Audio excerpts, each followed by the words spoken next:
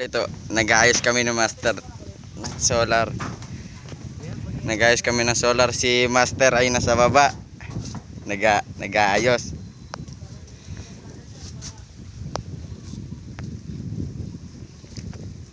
Ang solar ay 50 watts.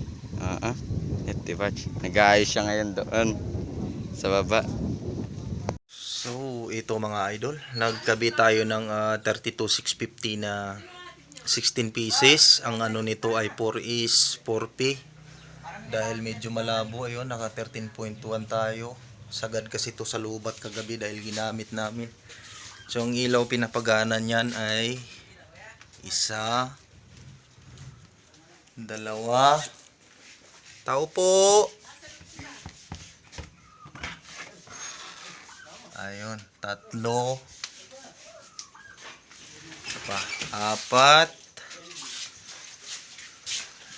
Tapos dito sa labas, ito yung switch, 5, 6.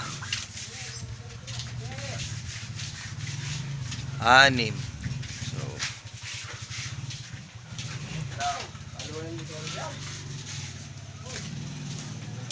medyo maano ngayon, maulap.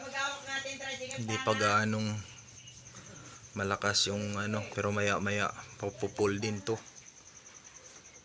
Ayan lang kasimple, wala pang BMS yan, pero importante merong active balancer tayong nakabit. At check natin kung gagana yung ito yung switch ng sa sala. So ayun, dito naman yung sa labas, dalawa, nakaparalel lang to.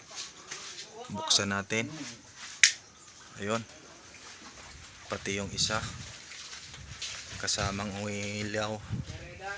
Ayun. Ayan, 12 volt system. Pang ilaw charge ng cellphone.